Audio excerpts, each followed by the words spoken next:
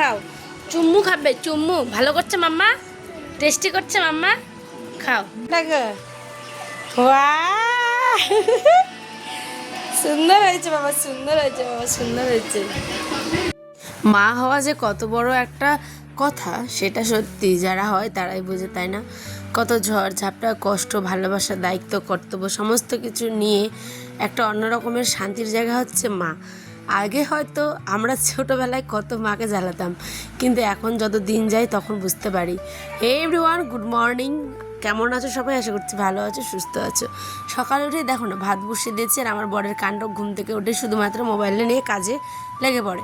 আর এইখানে কিন্তু আমি শাক বসিয়েছি আর বেগুন কাটবো, কারণ বেগুন আলুর তরকারি করব, একটুখানি বাসি মাংস আছে গতকালকের, আর সাথে হবে হচ্ছে চিটামারা শাক। তো চলো বেগুনগুলো কেটে নিয়ে আর কিছু গল্প তোমাদের সাথে শেয়ার করি। আজ হঠাৎই ছেলের জন্য একটা জিনিস বানালাম। ছেলেটা মুখ ফুটে আজ আমাকে এমনভাবে বললো যে না করতে পারলামই না। জানো, যখন ছোটো ছিলাম মাকে বলতাম মা এটা বানিয়ে দাও, এটা বানিয়ে দাও, মা না সারাদিন ক্লান্তি শেষে ঠিক জিনিসটা কিন্তু বানিয়ে দিত। জানো, যতই কষ্ট হোক না কেন সত্যি কিন্তু বানিয়ে দিত। তখন জাস্ট বসে বসে খেয়ে নিতাম।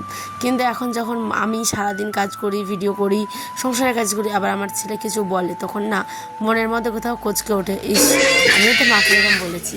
তাই চটপট দেখো হাতের কাজগুলো সেরে নিচ্ছি। এই যে কাপড় ভিজেছিলাম কিছু, তো লাইনে আমাদের মোটরে জল নেই, বর্ষাকাল বৃষ্টির জন্যই আর কি জল থাকে না বাড়িতে মোটরে। তখন কলটাতেই আসতে হয়, সবাই মিলে যে কলটাতেই ধুই। তো বালিশে কভার, বিছানা চাদর, বাবার কিছু কাপড়, এগুলোই ছিল, বেশি না, টুকটাক করে এগুলোই আমি এখন কেচে নিচ্ছি। চলো,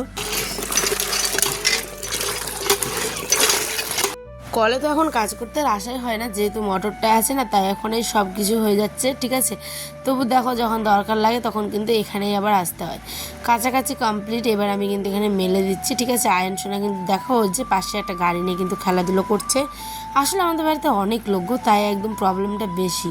জানি না এর সমাধানটা কতদিন পর হবে, মনে হচ্ছে পুরো জঙ্গল। যাই হোক, কেন বলছি বুঝবে না তোমরা। যাই হোক, সমস্ত কিছু অন ক্যামেরা শেয়ার করা উচিত না, তাই করছিল, কিন্তু যে যার মতো থাকে, তো তাই ব্যাপারটা একটু অন্যরকম আমাদের বাড়ির। আর এখানে কিছু ক্যাথা আমি দিয়েছিলাম হচ্ছে রোদ্রে আর কি। বহুদিন এই কাঁথাগুলো দেওয়া হয় না, দেখো আমি ভিজে গেছি, তারপরেও ভাবলাম চলো সব যখন করছি তখন একদম বেডটাকেও গুছিয়ে নিই, তাহলে একদম ঝামেলা শেষ। কারণ আমি স্নান করা আয়ন আমার খাবে, আর খাওয়া দাওয়া করেই কিন্তু আমার আয়ন সোনা কিন্তু আবার ঘুমোবে। তাই দেখো এই যে এখানে আমি বিছানাটা করে নিচ্ছি, আর বিছানাটা হয়ে গেলে না ঘরটা অন্যরকমের শান্তি লাগে। পুরো গোছানো পরিপাটি। 11টা বাজে এখন, হ্যাঁ এখন বাজে 2:30। এই যে আয়নের বাবা কিন্তু এখন চলে যাচ্ছে একটা কাজে, ঠিক আছে। আর এইদিকে দেখো আয়ন সোনা কিন্তু ঘুমিয়েও পড়েছে, ঠিক আছে। আমার না আজ ভয়েস দিতে খুবই অসুবিধা হচ্ছে, কারণ আমার আজ মাথাটা এত পরিমাণে ব্যথা করছিল গাইজ যে কী বলবো।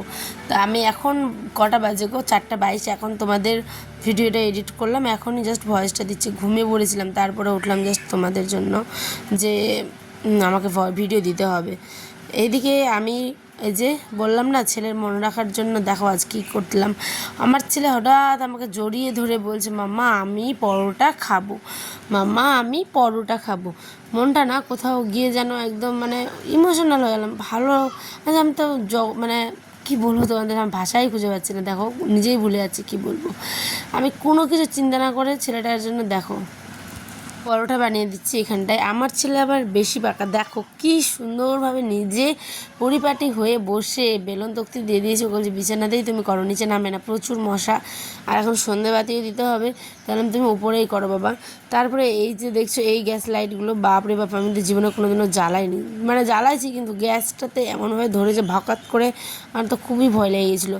চলো পরোটাগুলো বানিয়ে দিই ছেলেকে। ছেলে কতটা খাবে বলো, আমরাই তো খাবো, কিন্তু একটা যে হয় না ওর মনের মধ্যে একটা, আমাদের যখন কী হয় বড় মানুষরা কিছু খাওয়ার ইচ্ছে হয়, চলে গেলাম দোকানে, বলে দিলাম বরকে কি বাবাকে আনতে, বাবা এটা নিয়ে আসো, কি আমার হাজব্যান্ডকে এটা নিয়ে আসো। কিন্তু ছেলে তো মাকেই বলে আর বাবাকেই বলে, তাই না? চলো এখানে আমার রেডি হয়ে গেছে পরোটা। কেমন লাগলো আজকে ছোট্ট একটা ব্লগ গাইজ, মাথা ব্যথার কারণে বড়োভাবে এডিট করতে পারিনি। ছেলে বলছে মামা এখানে টেস্টি হয়েছে, আমি বলছি ঠিক আছে খাও। তো আজ আমরা আসি, দেখা হবে নেক্সট ব্লগে। কেমন লাগলো ব্লগ অবশ্যই জানিয়ে পাশে থেকো, বাই।